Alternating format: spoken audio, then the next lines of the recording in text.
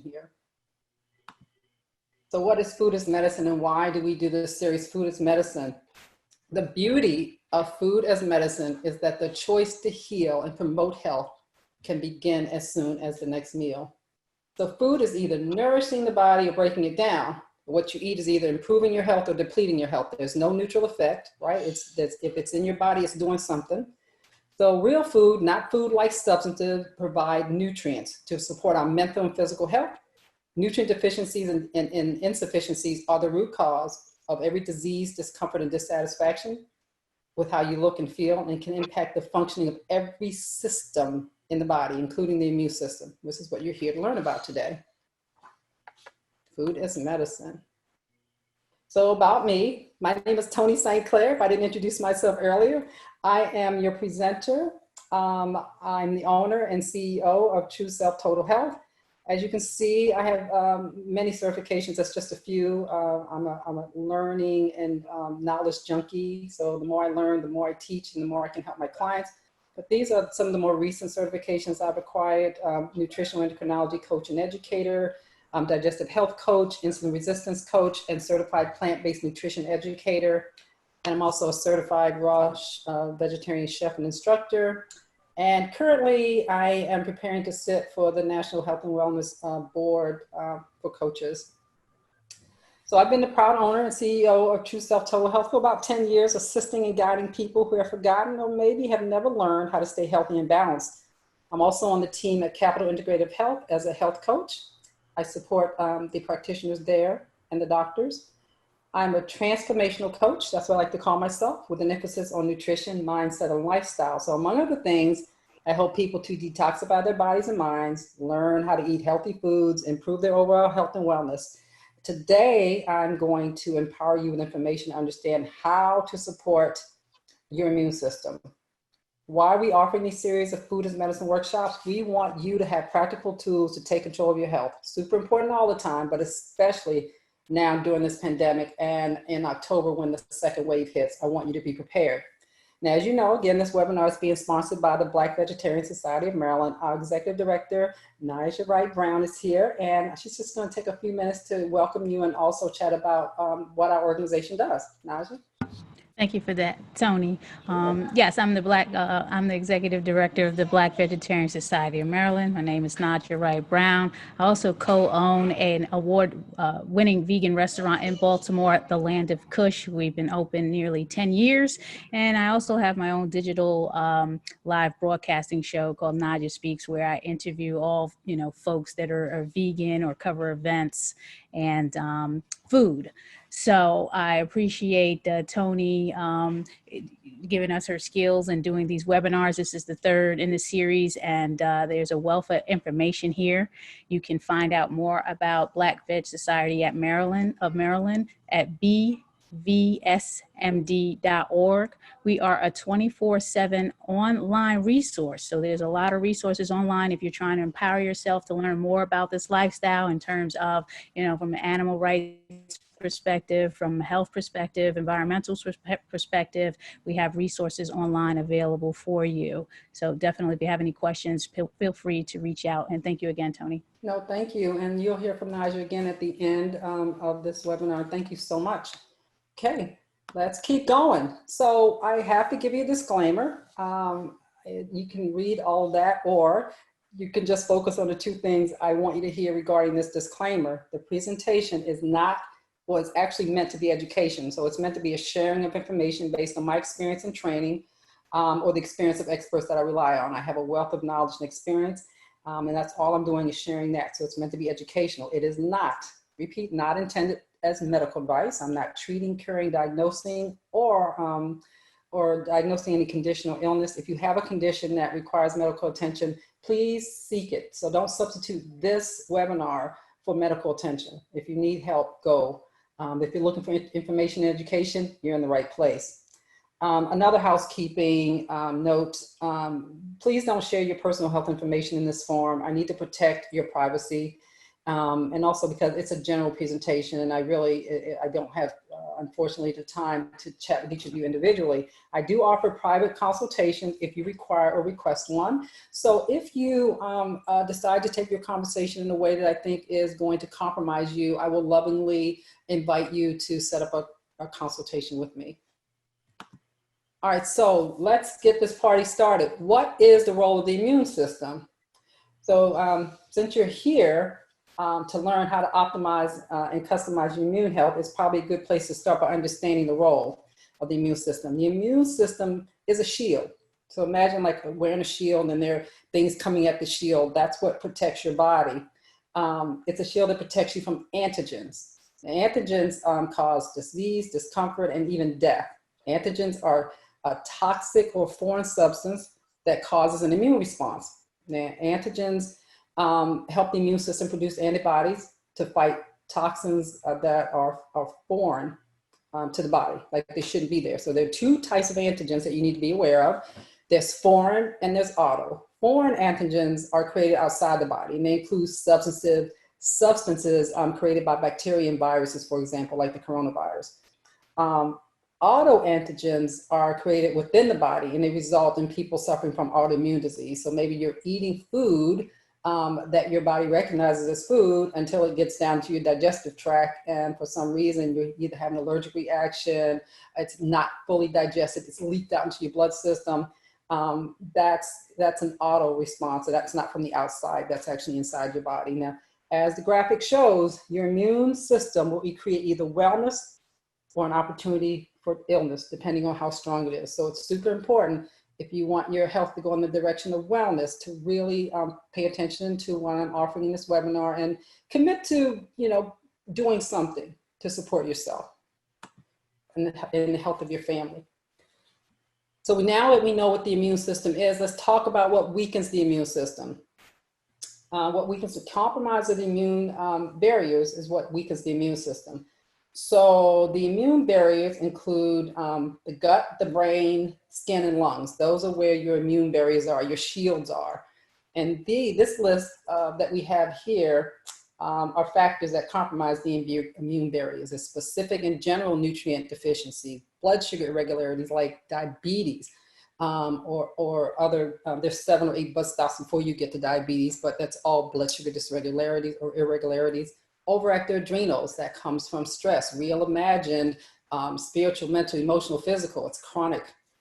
Poor diet, so you have heated fats, sugar, gluten, causes inflammation, toxins like pesticides, and we're just bombarded by toxins all the time, so that can compromise our immune barrier. Gut infections like candida, leaky gut, these are things that will not allow, a lot of our immune system is in the gut, that's how we generate it. If we have gut issues, it's going to compromise our immune barriers.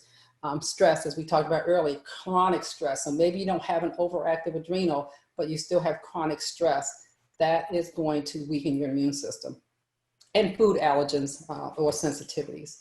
So these are things that are going to compromise. So we do have a poll. If we could pull that up. Nadine, poll number 1. Compromise of immune barriers. So the polls are anonymous, so feel free to participate. What I want to know is how many of these issues, right, are these factors of compromising your immune system. So select all that apply, so I can get an idea of what we're dealing with here. Okay, so 78% of you said specific and general nutrient deficiencies that you're aware of. Looks like we've got some diabetes. So we're going about 33 seconds in. I'll go a little longer as long as we have 38 of 68 responding. So that's, I think we have a higher rating than the actual election, 63%. Keep going, keep going. All right. And once I see the numbers stop rolling, I will end the poll. So it looks like, and we'll be able to share this, Nadine, I believe, once everybody checks in. So it looks like we've stopped. We're still rolling. Still rolling. 64% of you so far have indicated specific and general nutrition deficiencies and chronic stress. Some of you have talked about poor diet. Neck and neck would be diabetes and gut infections, so about 20% each or 17% each. Okay, so I think we should end the poll because it looks like we slowed down. So 77% of you have had a chance to vote. So we'll share the results. Poll has closed. We'll share the results. All right. So as you can see, chronic stress and specific general nutrition deficiencies have compromised your immune system. And it's super important that we address those. All of them are important. It would look like poor diet, 47%. Yeah, so that's why you're here. These are things that are within your sphere of control that we can work on, and we'll talk a little bit more about that. Thank you, Nadine. We can stop the sharing and of the poll, and we'll go on to our next slide. I think I can stop sharing. There we go. All right. Toni, are you taking questions now or at the end? I can take them now if anybody wants to chat. Sure. Okay. Yeah, Charlotte did have one question. She wants to know, what do you mean by heated fat? Okay, so heated fats like margarine, which is not really fat, oils that have a really high smoke point. These things, when fats get heated, even good fats, they coagulate or they cause the blood to get sludgy. All right, so that affects. So that's what I mean by heated. Those heated fats. Back in the day, think Crisco, right? But yeah, heated fats, with the exception of olive oils and coconut oils. These things generally have a low smoke point, so they won't interfere with your blood too badly. I hope that helped and answered your question. Do we have any others? Yes, one more question from CBF. They want to know, how do they recognize a leaky gut? Yeah, so you would, there are many symptoms, but the best way actually is to have a digestive health assessment with me. I have specific questionnaires and there are blood tests that I look at to determine. Most people do have leaky gut and they don't know it. So here's some of the things you might experience. Gas, bloating, sometimes you're constipated, sometimes you have diarrhea, rashes, joint pain.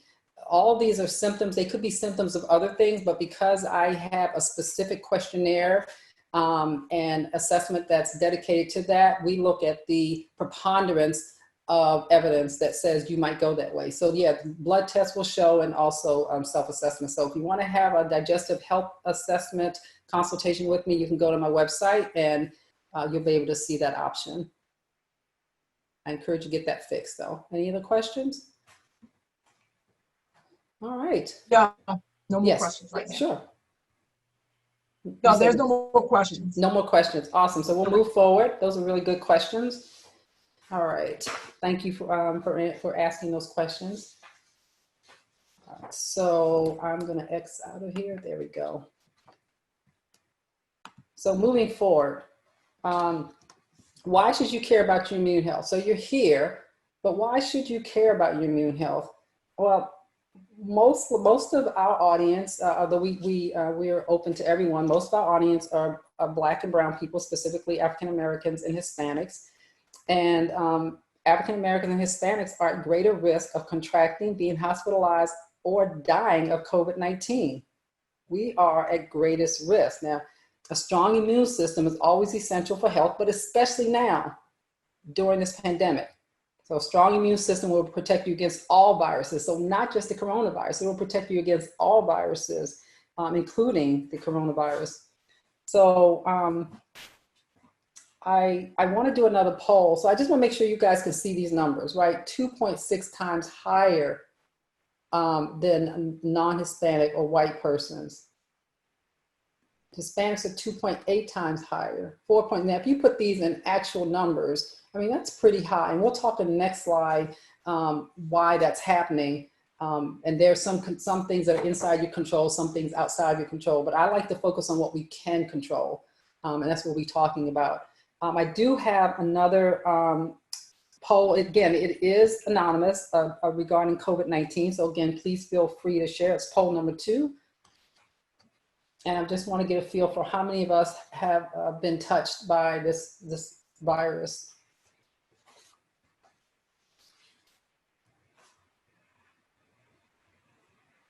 How many have been impacted? Select all that apply. So you either contracted the virus and not hospitalized, you contracted the virus or tested positive and you were hospitalized, you have family members or coworkers who contracted the virus, and you have, unfortunately, sadly, maybe experienced some death in your family or friends and coworkers. So I just want to see what we're dealing with as a community. I'm happy to hear that those of you who are here have not contracted so far, have not tested positive, but you have family members, friends, and coworkers who have. So 42 out of 74, 56% of you have voted, and it's going up and up and up. That's way too many. That's way too many. We've got to do better. We've got to, yeah. And I want you to all feel free to share this information with your family members, your friends, your coworkers, so that you can spare yourself from maybe feeling the grief of somebody contracting it. Now, the good news is most people are surviving it. But even if 1 or 2 people dies of this virus, where it could have been avoided by just changing their diet, we've got to get that information out there. Okay, so it looks like it slowed down at 46 of 74 of you have voted, so 62%. So we'll share the poll so you can see what I see. So as you can see, 85% of you reported that you have either family members, friends, or coworkers who have contracted the virus. 85%. That's a lot. And unfortunately, 35% of you have experienced death of friends, family, coworkers, loved ones, and I'm very sorry for your loss. This is why it's important. It's important that you're here. More important that once you hear what you can do to control your health, that you start making changes right now, and especially before the second wave comes. Thanks, Nadine. We're going to stop sharing. We're going to move. Oh, do we have any questions? Do we have any questions before we move on? Yes, we do. We Okay. have one question from Marie. She wants to know, what if you don't have the COVID-19? What if you don't have COVID-19? What if you don't have, or yeah, the question is, she has, what if you don't have the COVID-19? And I'm not sure why you're asking that. So if you don't have it, awesome, yay. But we want to keep it that way. So this workshop is designed to make sure that you stay safe. You obviously, we're going to take precaution as recommended by the CDC, but really most of your protection is going to come from your immune support, what you do to protect it. So I'm not sure if I understand the nature of why you asked that question. If there's a follow-up question, please feel free. And also, John says, I hope I pronounced his name correctly. I wanted to know if you're going to send this recording, if it will be shared later. Yes, we will post the recording on YouTube, I believe, in the Black Vegetarian Society of Maryland site. Mm-hmm.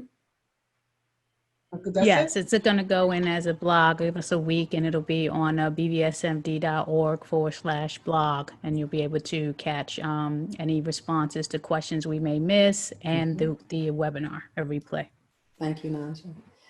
Any other questions? Okay.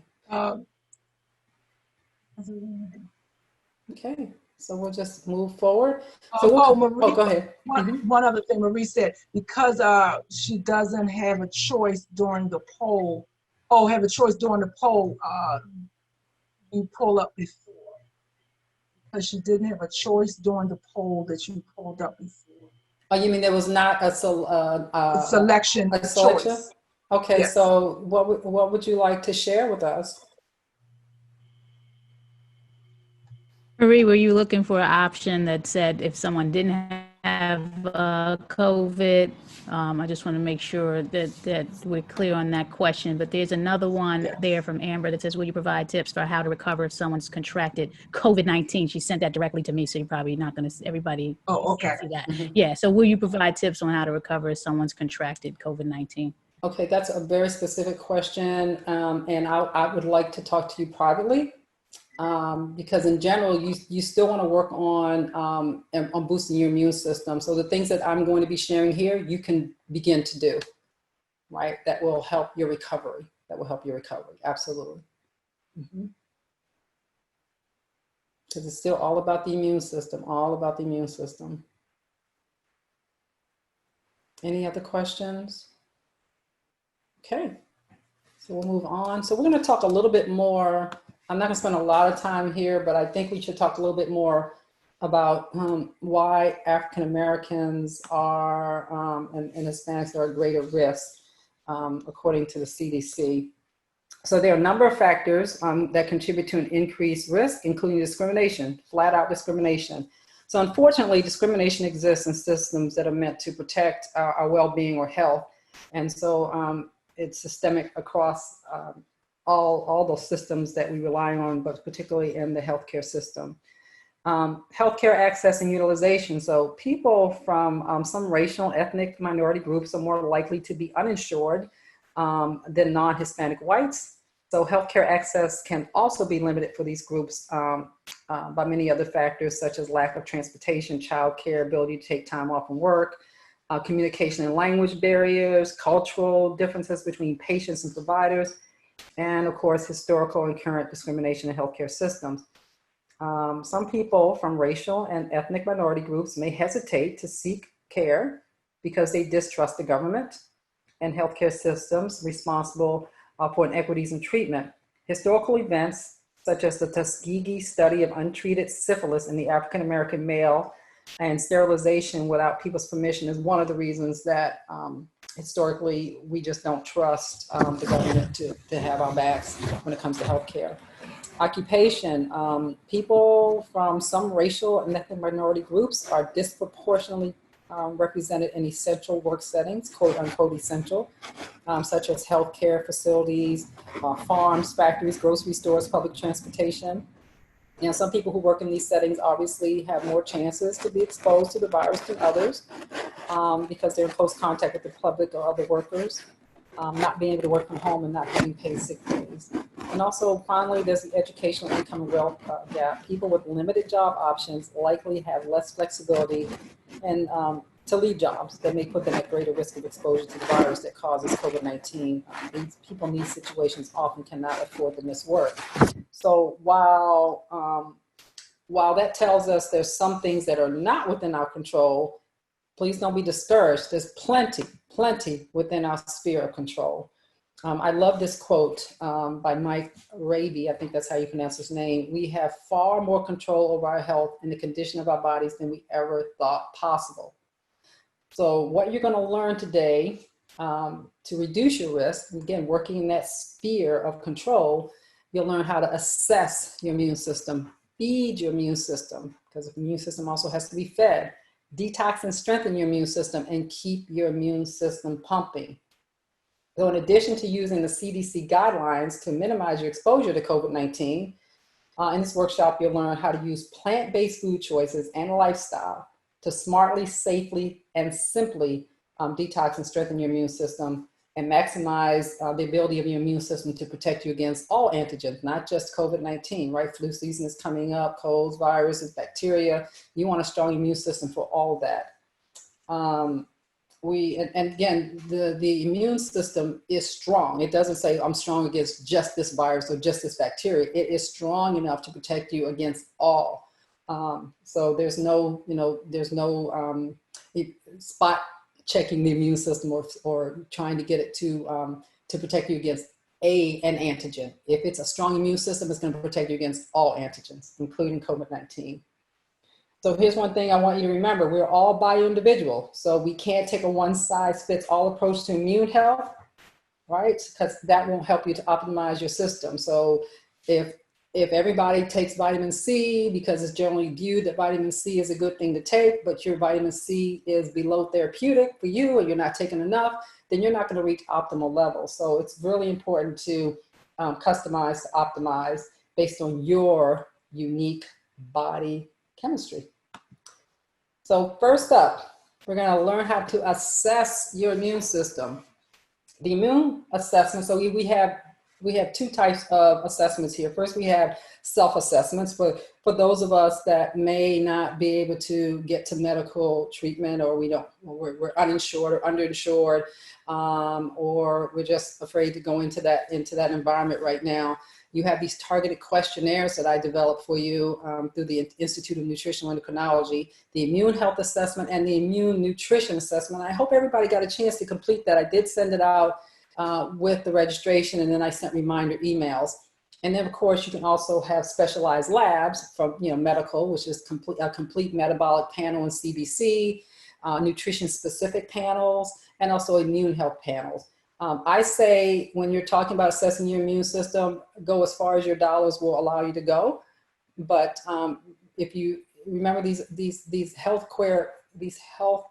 assessments are a good start if you are taking them seriously, and you're not, tone deaf, meaning you can really listen to what your body's saying. You're not writing down or checking where your body should be, but where you actually are. So if you're finding yourself hesitating to answer a question, you might need to get a blood test, because blood tests don't lie, right? And they also can alert you to which glands, organs, and hormones may be compromised.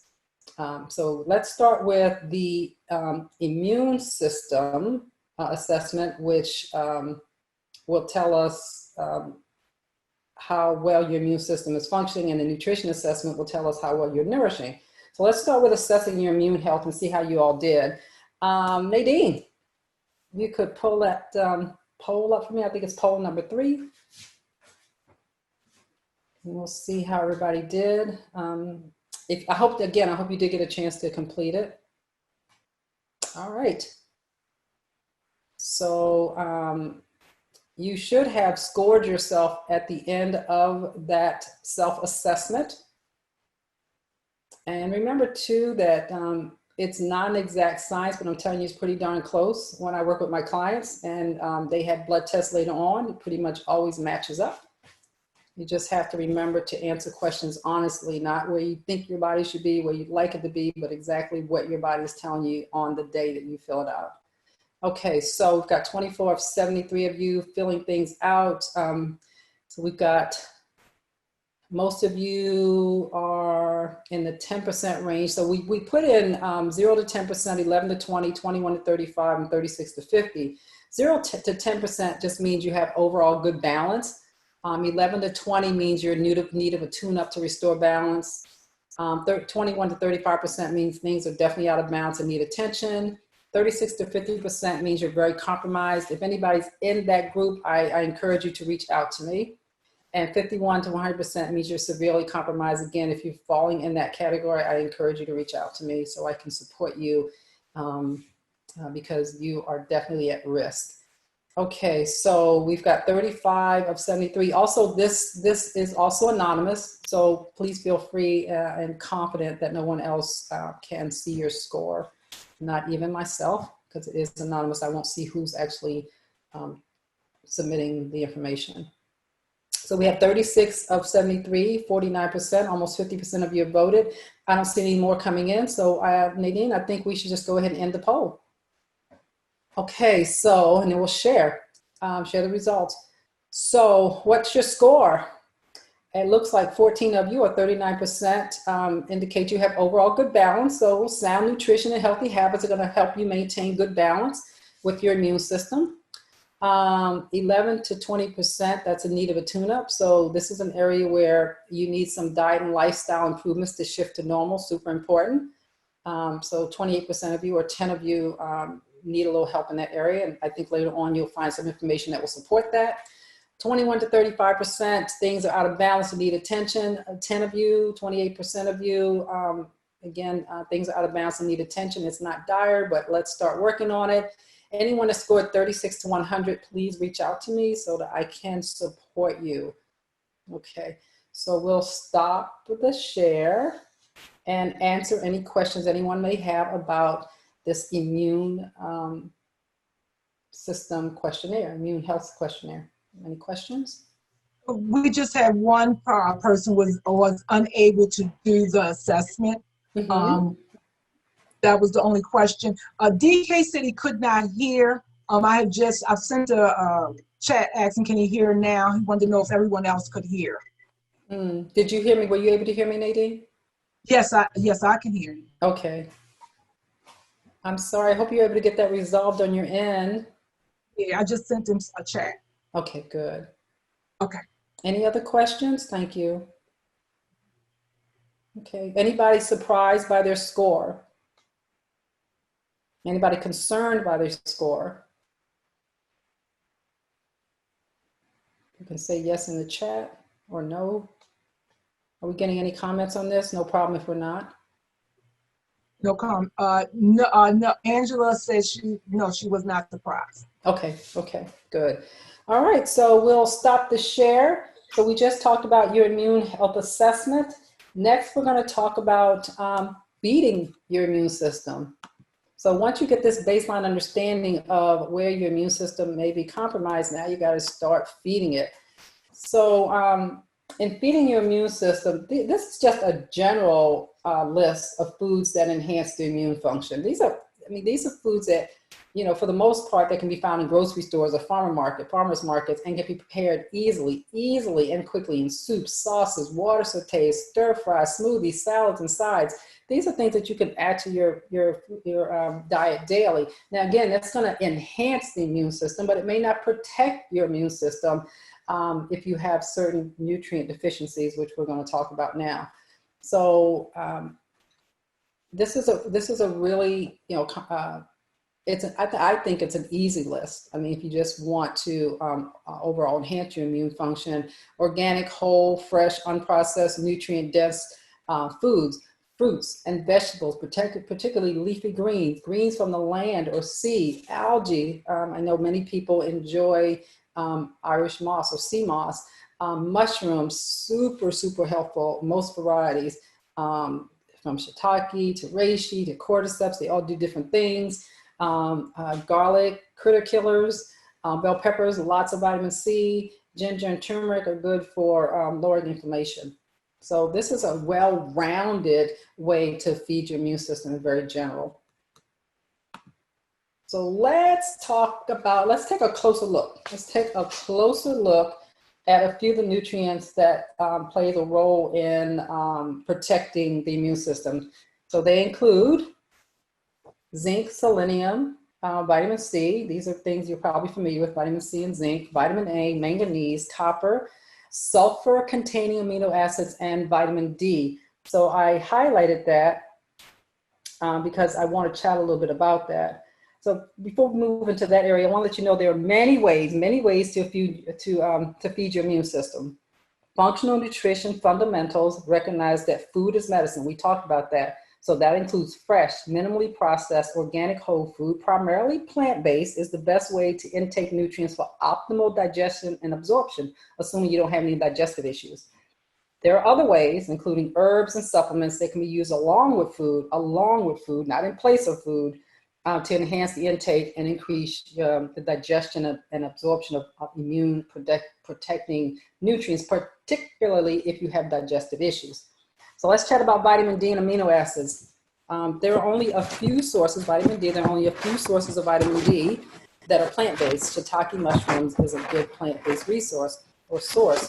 So it can be very difficult to get enough of it through diet alone. The best way to elevate your vitamin D is sunlight. So about 20 minutes a day will give you close to 20,000 IUs. And if you all take supplements, you know that's quite a bit. Excuse me, Toni. Are you ruffling papers near a speaker there? I am. We hear a lot of ruffling. Thank you. Sorry about that. That's okay. No, thank you. So if you are below therapeutic levels, right, that's 70 to 100, assuming you've had a blood test. And if you haven't, I encourage every last single one of you to get a baseline vitamin D blood test. Then it's, again, if you're not between 70 and 100, you're deficient. It's not enough to fight the virus. Most people that come to me are vitamin D deficient, and especially their numbers are 30 or below. So if you take a blood test, they're standard and it's optimal, right? So if you go take your blood test and you're in the standard range, which is usually about 30, your doctors will say you're in the standard range, so 30 is okay. Standard range is where a bunch of sick people have come in and they haven't dropped dead yet. So 30 is okay. You don't want to be in that range. You want to be in the optimal range. That's 70 to 100. And unfortunately, many people come to me have vitamin D in the single digits because they've never tested. And so I've had to mega dose them to get their numbers up very quickly. The reason that's important is vitamin D has a receptor on every cell in the body, every cell in the body. So it's responsible for supporting everything from the formation of your eyes to your gut health to your immune system. So if you're not up to therapeutic, not only will your immune system not be functioning optimally, but other metabolic systems won't function optimally either. So if you take nothing else from this, please get your blood tested. For vitamin D, most doctors now do it. 3 or 4 years ago, they didn't unless you ask for it. Now they do include it, especially for Black and brown people, those that are forward-thinking or integrative doctors. If you don't, you can ask for it. And if you don't get a positive response from your doctor, you can always get it on your own. I think it's about $20 to $40 depending. I'm part of a group where I can offer this blood test for very little if you need to go that route. I don't generally like to provide that unless my clients don't have any other option. So vitamin D, again, super important. Most Black and brown people not getting enough, even though you're out there in the sun. Why? Because we have that melanin. We need a lot of vitamin D on us. So that's one reason. So let's say you're out in the sunlight and you're getting that good vitamin D on you. If it's not converting in the gut, because it has to be converted in the gut, then we have to help your gut by giving you a vitamin D supplement that has K2 mixed in it so it can absorb. And I found that with one of my clients. She was taking just vitamin D, in mega doses, and it wasn't moving. And it was because she wasn't converting in the gut. Once we added K2 to it, her vitamin D shot up. So again, don't want to overplay this area, but I do want you all to understand how important it is for your immune system and your immune health. If your vitamin D is below therapeutic, you are at risk. Your immune system will not be functioning optimally. Okay, and then the other area is sulfur containing amino acids. And those are just amino acids. They're like 23, 24 essential, but there are about 4 sulfur containing amino acids that help your body to produce glutathione. And glutathione actually helps to support gut health and helps with immune response and a couple other things too. So we want to make sure that you have sulfur containing amino acids, and that can be found in foods like beans and legumes and broccoli. So we'll move on. Do we have any questions before I move on? Yes, there are a few questions. I'll go back to the first one. First question is from Nell. Says, I'm not a male. Nell, can you hear me? I said, I'm a male and I don't suffer from lack of iron, but what are those who are? That's the code. Somebody chat, put that in the chat. I wouldn't go to the video. Okay, so we're going to talk about iron on the other side.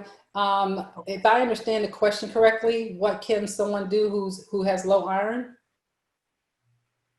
Did I understand that question correctly, Nadine? Yes, it says, don't suffer from lack of iron, but what are those who are? Oh, we'll be talking about that a little bit, just very briefly anyway. Okay. So that's a very good lead in, obviously, to our next slide. So thank you for that question. There was one before that. Yeah, before that, Nadine. Yeah, I have one before that. Yeah, I do have one before that. They wanted to know your thoughts on the Iris Marsh, aka sea moss, and what's the benefit of it?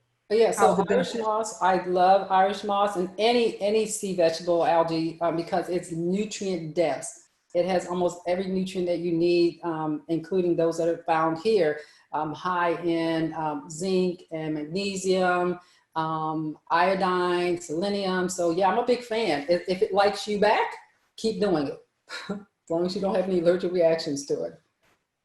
Yeah.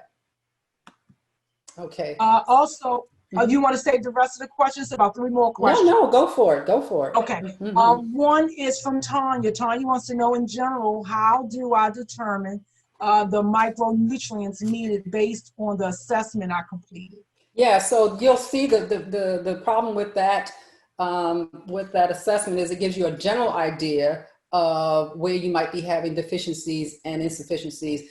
The way to find out what is therapeutic in your body is actually a blood test by one of the companies I know is SpectraCell. So it's designed basically to pick up how much you have usable circulating in your system. So that would be the way to do it.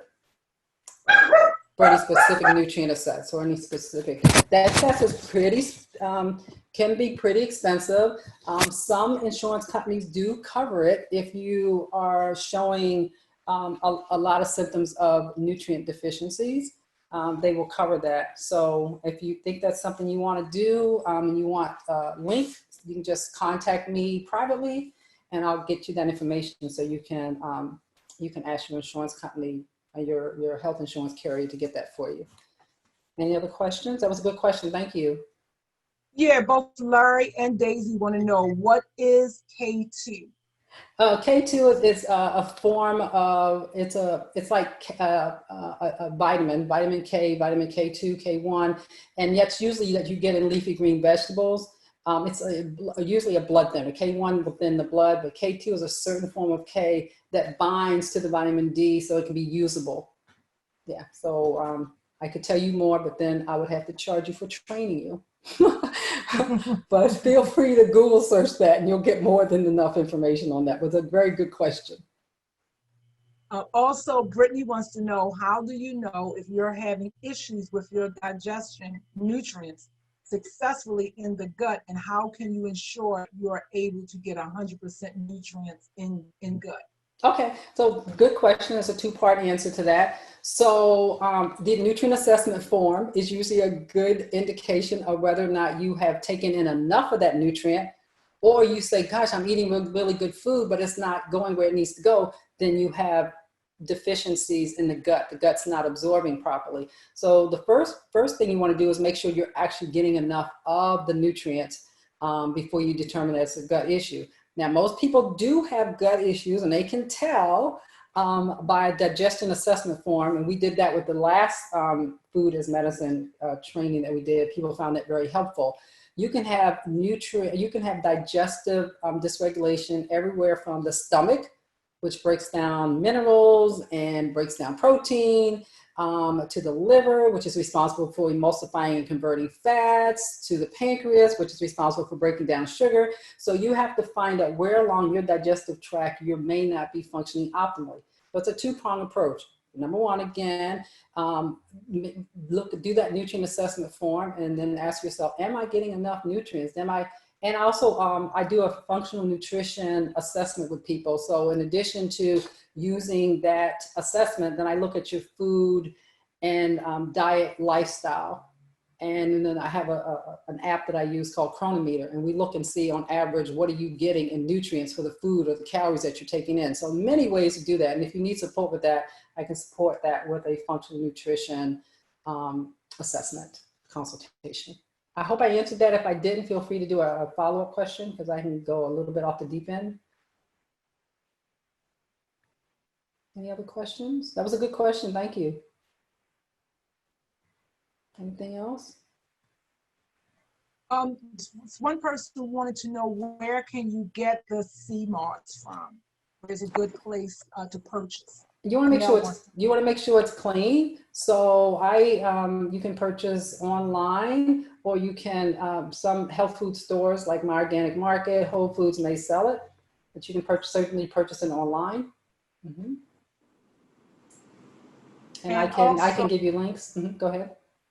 No, I just want to say, and Brittany also just wanted to say thank you, and she definitely should do a consultation then. So good.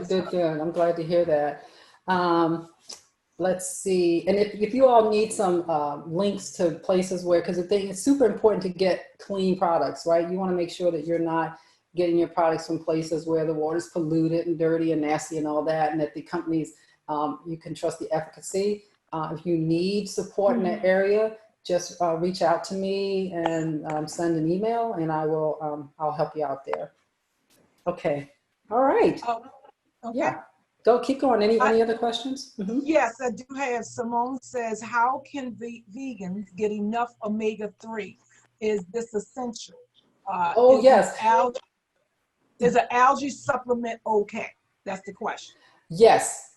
You can get enough from your food. And in my immune support guide, I give you links to sites that will tell you the best sources, the best plant-based vegan sources for omega-3 fatty acids. I mean, for example, did you know that you can get a good supply of omega-3 fatty acids from an orange?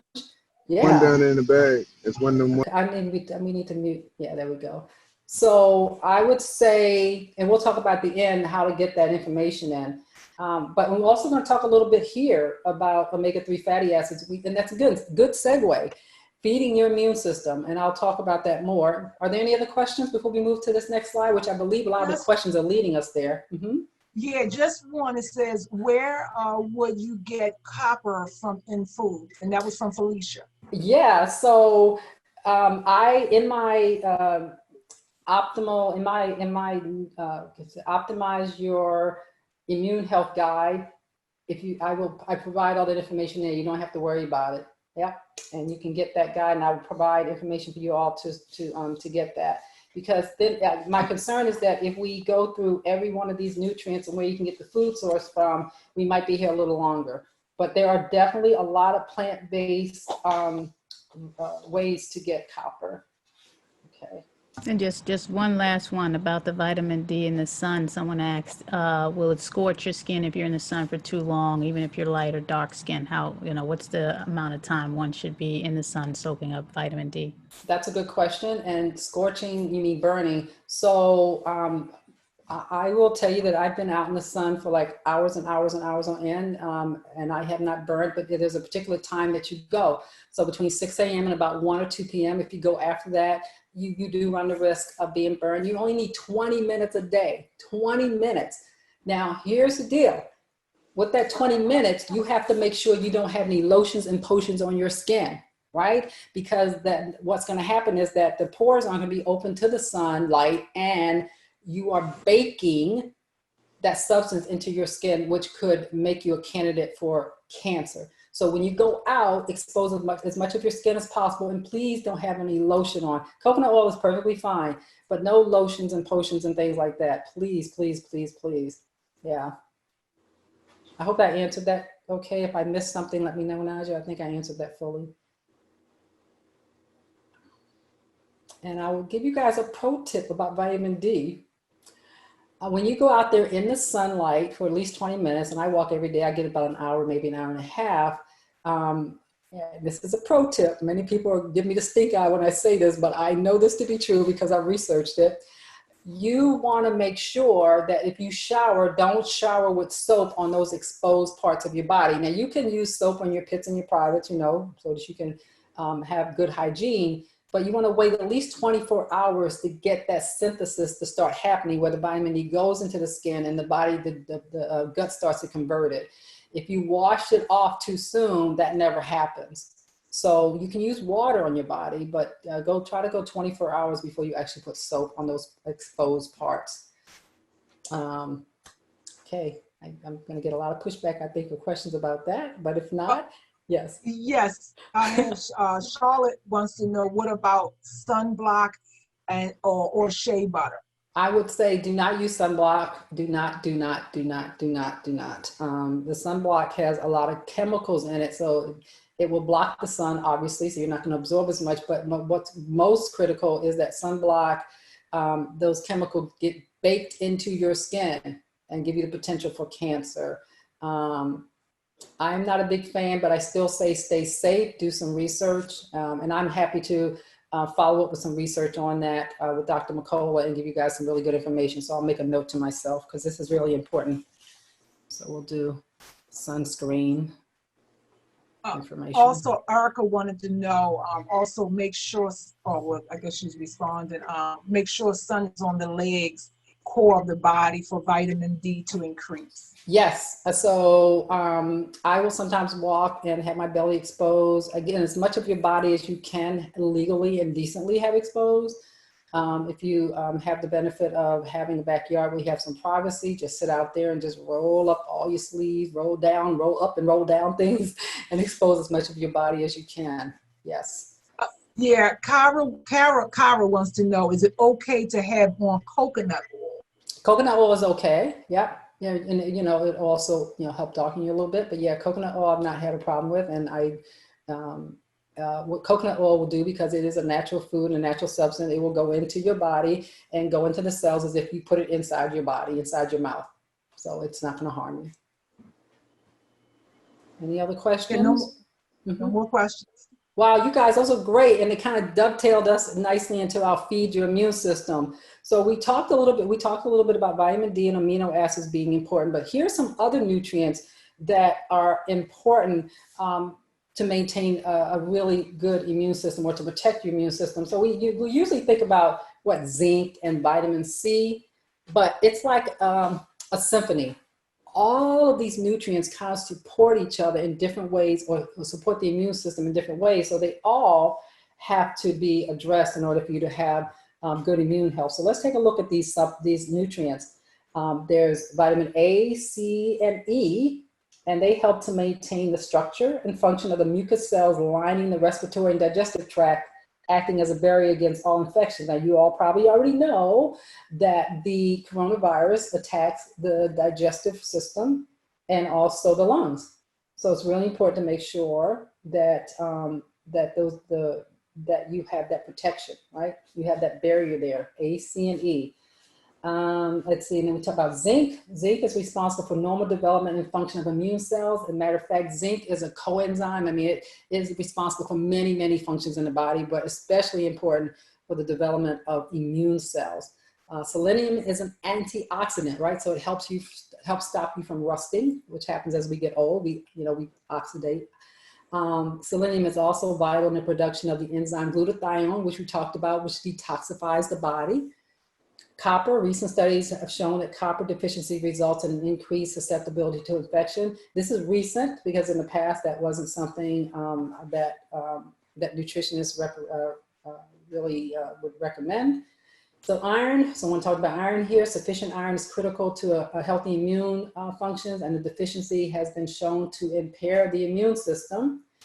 And we have manganese. Manganese is an important trace mineral needed for many vital functions, including immune system defenses. So you see how all of these, it's like a symphony, right? You've got to have the strings, and you've got to have the wood instrument. You've got to have, you've got to have all that functioning properly for it to play nicely. You can't just focus on vitamin C and zinc and consider yourself healthy, because overall you're not going to have good health, but you're also not going to have enough to get your immune system up to optimal. That's what we're looking for here. And then someone asked about omega-3 fatty acids. It's essential in reducing inflammation. So let's talk about my pro tip for you, because I just gave you a pro tip for vitamin D. Let's give you a pro tip for vitamin C. Most people will just take a certain amount of vitamin C and say, well, I'm good. Or they'll take the recommended dosage on the bottle. So the therapeutic level for vitamin C is going to be bio-individual, right? It's for each of you. So a vitamin C flush is a safe way to determine how much of this important vitamin your body actually needs. So a flush is really just giving your system very high doses of vitamin C to a point where it totally saturates the system, and then backing off 25%. And that's usually your sweet spot. That's going to be different from person to person. So if I do provide that guidance in my functional nutrition consultation, so if anyone's interested in exploring that. Also, the type of supplementation is important. I like liposomal vitamin C, because it will generally get through any gut areas that you have, or gut issues that you have. It'll go ahead and get where it needs to go. So let's talk a little bit. Someone asked earlier about iron. So there are many plant-based food options for iron. And the excellent choice would be spinach and Swiss chard and cumin and parsley and turmeric. And what I like about plant-based food is that it covers a lot of nutrients. So you can eat broccoli and cover many nutrients that your body needs. Some really good sources for iron would be the beet greens, collard greens, bok choy, asparagus, mustard greens, turnip greens. You see a trend here. Leeks and chili peppers and romaine lettuce. And some good sources would include soybeans, lentils, sesame seeds, garbanzo beans, and lima beans. So you see there's a lot of plant-based sources that you can get. Now, again, that is under the assumption that your digestive system is functioning properly. And so you're able to actually absorb it. So if you're eating all that and your iron is still showing low, there's a problem there. Omega-3 fats, obviously you can get the excellent sources would be flax seeds and walnuts.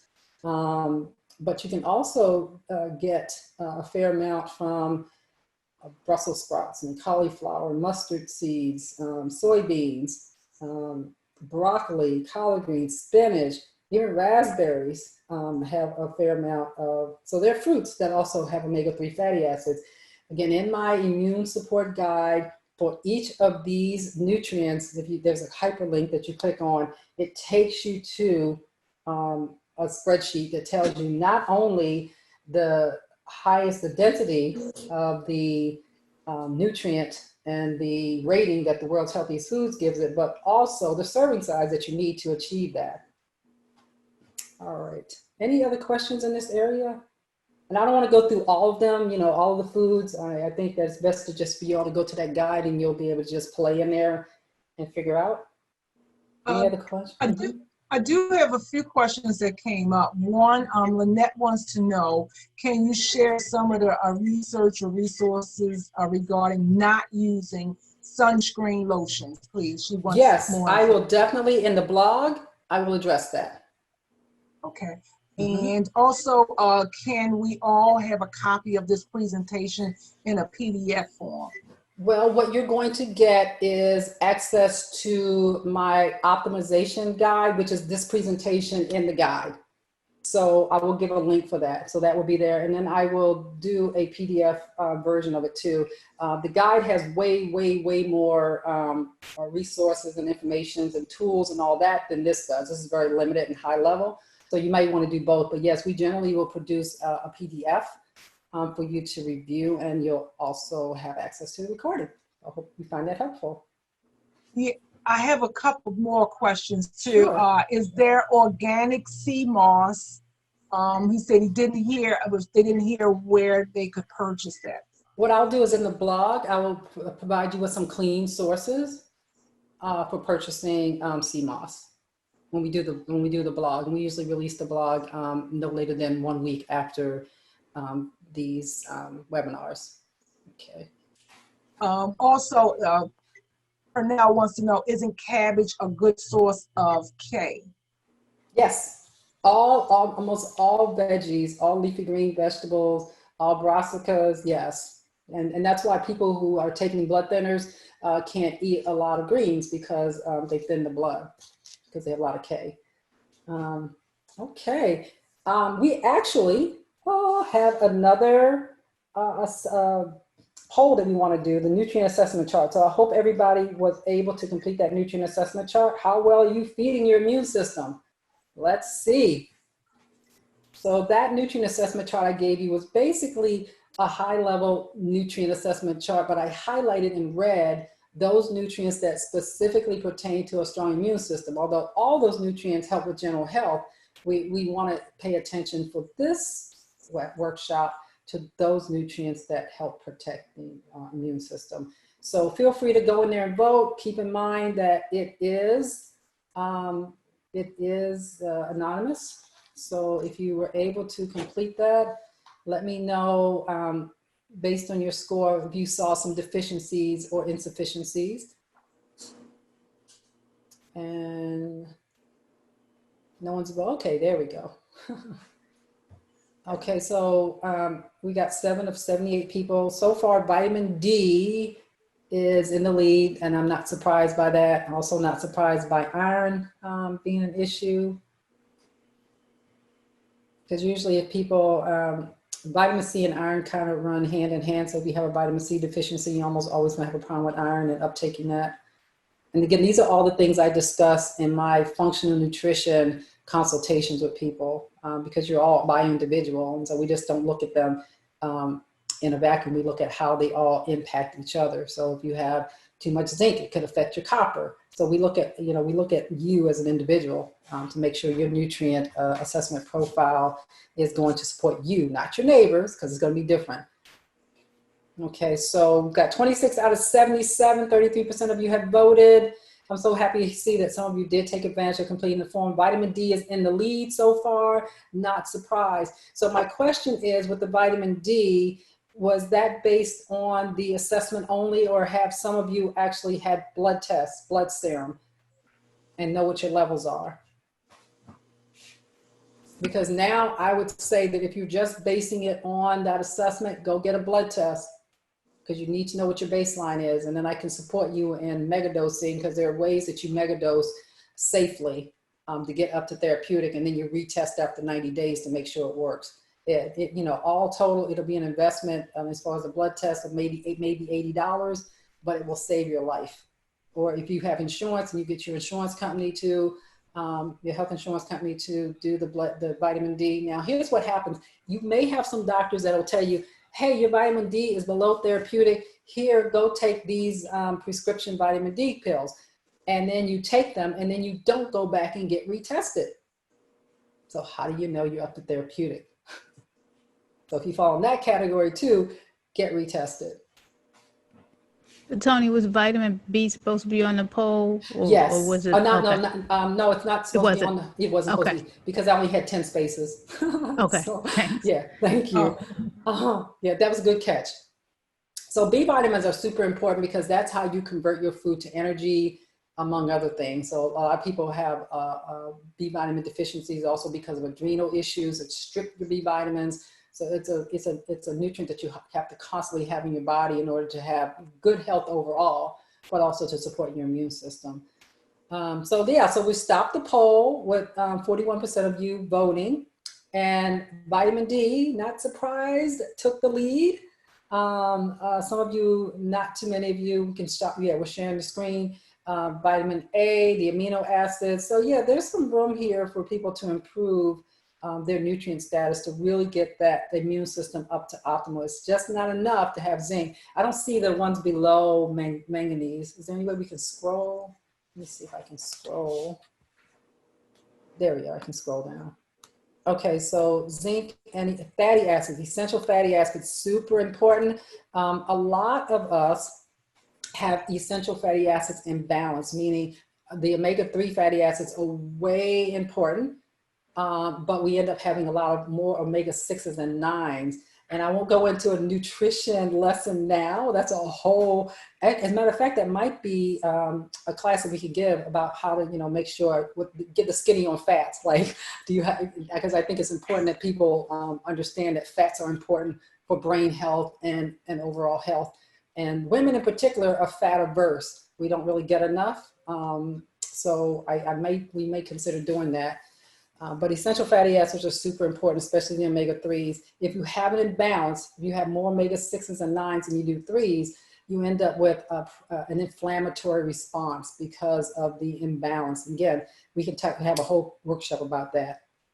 All right, so we can share and everybody sees what's going on. Vitamin D, let's get her fixed. Not kidding, not kidding.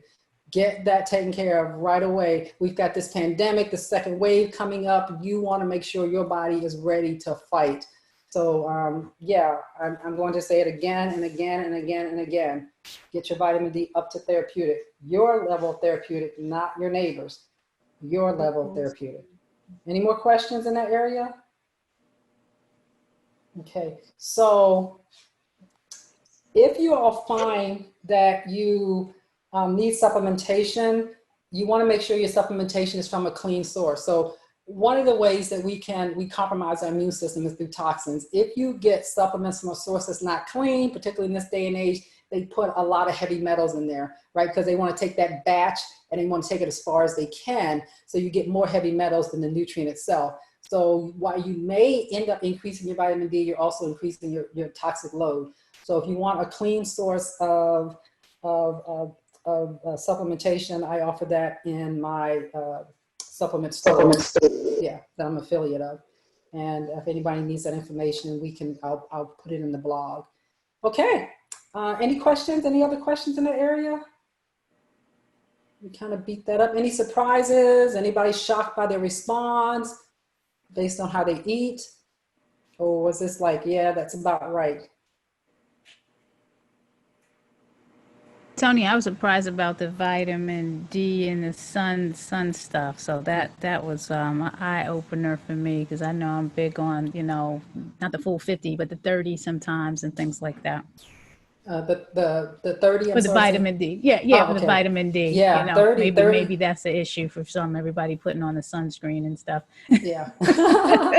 Yeah. So we fear the sun. I know that. We've been taught to fear the sun. And what you have to fear is cancer that comes from the sun, which the cancer, again, from my research, as I remember, and I'll get you guys the guide that I use for this Dr. McCullough, who has done a lot of research in this area.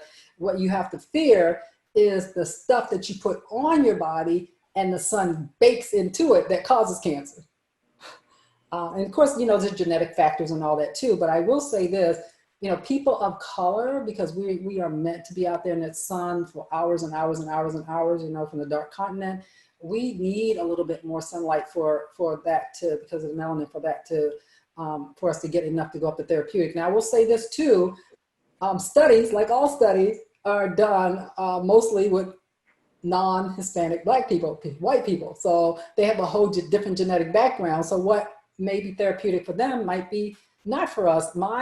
This is an unofficial discussion, is that we might need a little bit less, right? I just think we might need a little bit less, but I'm not sure of that until I am. I see everybody get up to therapeutic based on the system where they're probably using Caucasians as their testers. All right. Ruby has one question. She wants to know, what about vitamin D in the wintertime?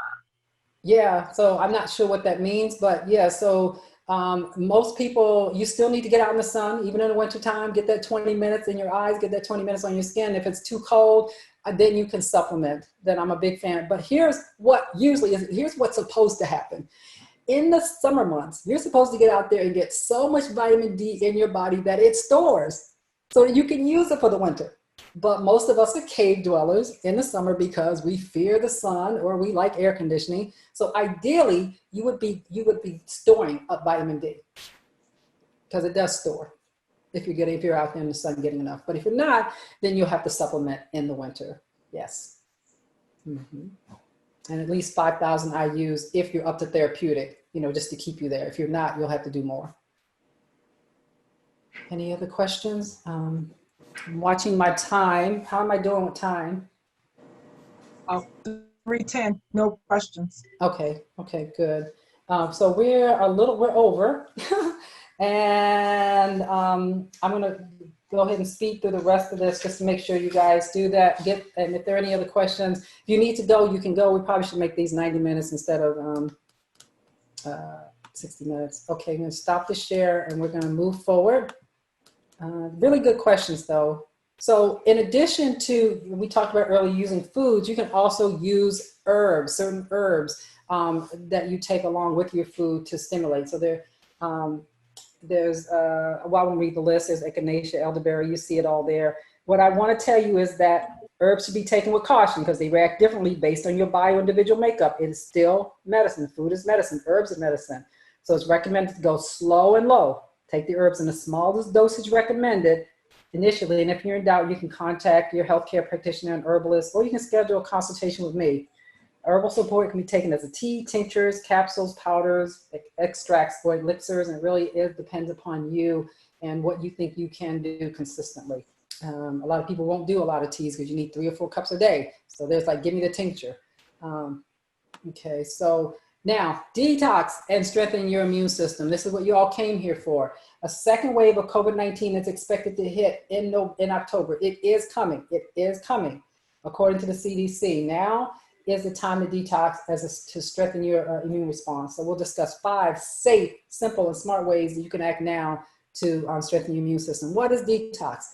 Detox is something that your body does naturally, but there are certain things you can do to help it.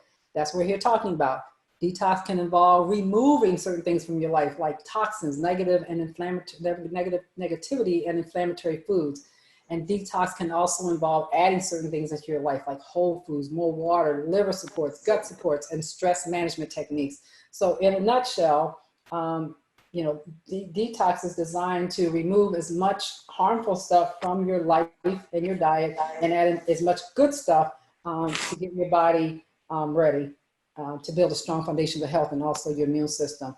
So here's how detox can help you. Obviously, detox can help you with developing a strong immune system, but it can also help with weight loss and skin issues and better sleep and improved digestion and bowel movements and balanced mood. So it does a whole lot. Simply put, a detox can definitely support every function of your body, but especially your immune function. So when you detox, you're doing a lot for your body all over the place. So let's talk about the 5 simple things. Number 1, change your diet. 2, cut out toxins. 3, sweat. 4, sleep. 5, manage stress. Let's talk about them individually. Change your diet. You're going to remove processed foods, added sugar, and gluten, and dairy, because these things are what? Pro-inflammatory. They do what? Diminish your immune response. You want to eat more organic, whole foods. Focus on veggies and greens. You want to include probiotic-rich foods and drinks, and do some lemon water. For Dr. CB fans, you guys can do your lime water, right? That's all good ways that you can change your diet. And notice there's nothing extreme there, nothing extreme. So here are the top 3 foods that damage your gut and weaken your immune system. This is not a compromise. This is not something you can play with. You just have to stop it. Sugar and processed food, trans and heated fats like margarines, allergens, especially gluten. Trans fats are also found in like potato chips, processed foods like that. So you want to make sure that you continue to move these things out of your diet. They have no nutritional value, none. The box you buy them in has more nutrition than the food itself. So yeah, just say no. So trans and heated fats disrupt the omega-3/6 balance, which can lead to inflammation that destroys the gut lining. And again, that includes margarine, hydrogenated oils, especially those found in fried foods, donuts, pizza, cookies, crackers, the whole bit. Allergens cause chronic inflammation that destroys the gut lining and leads to leaky gut. The most prevalent allergen is gluten in grains, and that includes wheat, rye, barley, spelt, kamut, even those ancient grains. Right? They're difficult to break down and digest, and it causes chronic inflammation that can result in autoimmune issues. Also, other allergens that you may have, like dairy, eggs, peanuts, and soy. So you want to include probiotics. Probiotics are allies for daily detox. They improve the balance of good bacteria in the gut, and they help us to have healthy bowel function. They help balance weight. We talked about that, and reduce the risk of metabolic syndrome. This overweight people tend to have fewer good bacteria than thinner people. They improve immunity and autoimmune response while lowering inflammation and overall risk of disease. Sources include probiotic-rich foods, drinks, and supplements. So some of the probiotic-rich foods that I like include kimchi, dairy-free yogurt. I make my own, delicious. And it colonizes because it's in a food form. And they have their own food there, so it's prebiotics already built in. And then we want to remove toxins. We remove toxins. Oh, I want to go back to and let you know too about probiotics. If you decide to go use supplements, I like Prescript Assist, Renew Life, and Gut Pro. And I can discuss that in the blog, why I like them, because they all do different things in the body, and it depends on what your gut is doing or not doing. So I won't waste time here, but we'll just discuss that in the blog. So we're going to remove toxins. Plastics. Why? Because they have xenoestrogen. These are things that we don't need in our bodies. They're fake estrogens, and they just do all kinds of nasty things. Personal care products with questionable ingredients, artificial fragrances, and smoking. So you want to store your foods in glass. You want to use natural products. Check with EWG. It is a site that helps us to find products that don't have pesticides, herbicides, and all those other sides in them. And you want to use essential oils instead of artificial fragrances. You want to limit caffeine and alcohol. See, these are all easy things that you can do. You don't have to do them all at one time, but you have to do them. So the rest, those are the top 2, but the rest is you want to sweat, sleep, and stress less.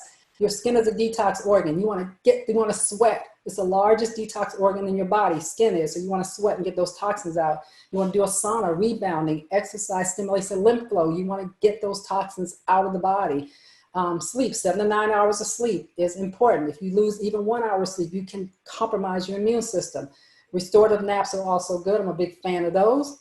Stress less. I know this is a small thing to say, but even just breathing, if you ever get upset for a moment, you take a couple minutes and just breathe. Notice how your body responds to it. Your blood pressure will go down.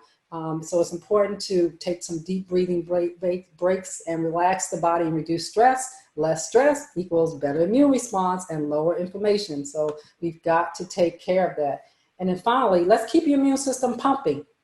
There are two ways to do that. You want to support your internal environments and your external environments. Your internal environment includes your digestive system. And what we talked about earlier, we want that pumping, we want that at optimum. But we also want to make sure that we have proper hydration. Super important. Many people aren't getting enough water. So, and that's, again, that's individual too. There's a basic formula for making sure you have enough hydration. Usually it's 1/2 your body weight in ounces, more or less depending on whether or not you eat watery foods or you're exercising. So again, a strong digestive system will create an environment for optimal digestion and absorption of immune boosting nutrients and eliminate harmful invaders, including the coronavirus. Hydration, water regulates every function in the body, including the immune system. So we want to make sure that we drink enough water to so that the toxins that accumulate in the colon can leave the body. Indoor air.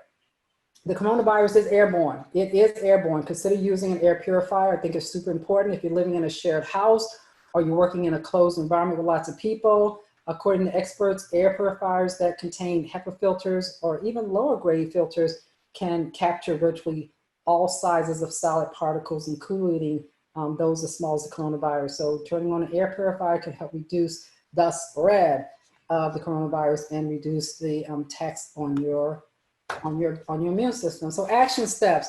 Which one feels right for you right now?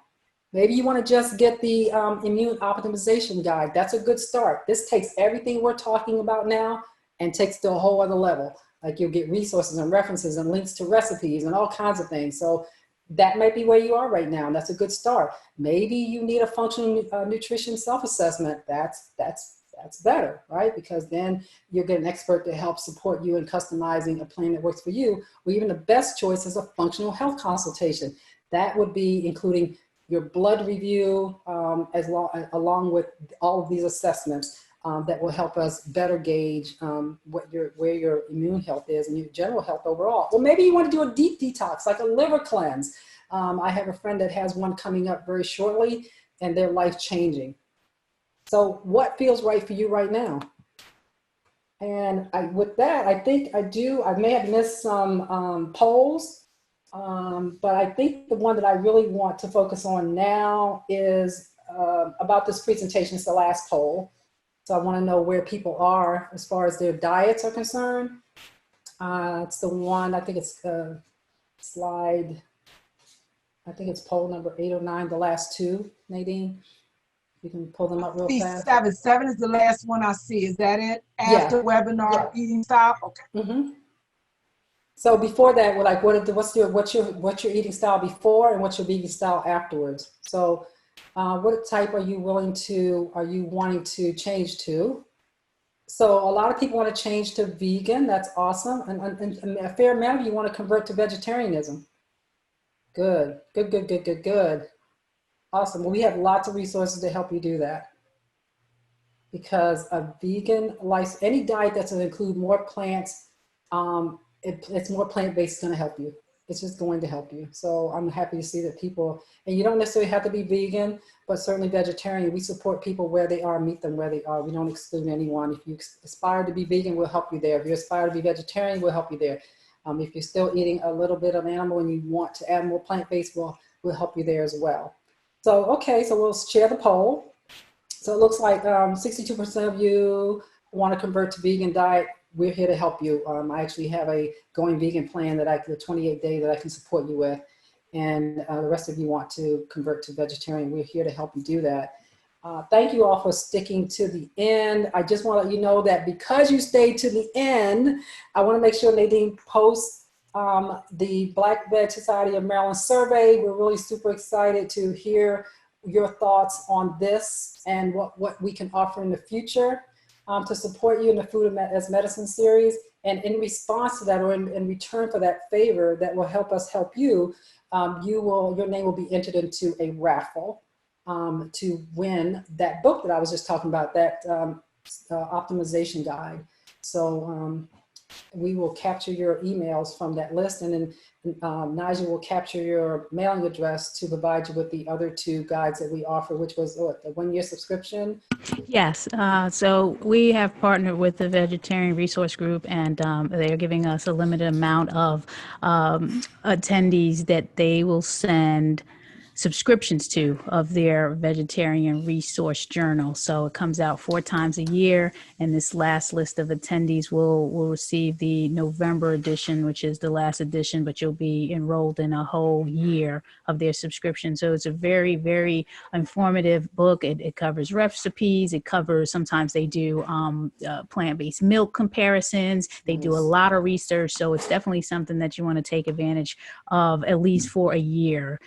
So if you do that, I'll get your name on their list, and they'll send that out. And you'll also get a printed booklet of the African culture plate, which is a booklet of some African heritage culture recipes that have been veganized or plant-based size, you know what I'm saying, with whole foods. And you'll also get like a rainbow chart of vegetables, all different colors, and the benefits that they have. So it's just, if you want that, we definitely need the mailing address so we can get that to you. Very good. And thank you, Toni. This was great. Again, this was our 3rd webinar in the Food is Medicine series, and that survey will help us to program these webinars, these free webinars that you need. So that information is very important for us in order to do that. Absolutely. And we'll also take email requests too. So if you we hope that you fill out the survey, but you can always contact us at blackvegsociety.maryland.org and just let us know what you want. Otherwise, based on these webinars, they kind of build off each other. And I'm feeling omega fatty acid. I'm feeling the skinny on fats is the next one. But there might be some other areas that you want to cover. We went a whole hour and a half. I will not apologize for that, because I think it was worth it. I hope you did too. We will be mindful of the next class to stay within an hour, or be forthcoming that it will take an hour and a half. Nigel, thank you so much for sponsoring this event. I love teaching. Please do something. Take one step forward. I don't care how small it is. Make a commitment to do something to support your immune system. This is no joke, this pandemic. You have control. You have greater control than you think you do. Please exercise. And everyone, because I'm getting the question of where they send their address to, all of that goes in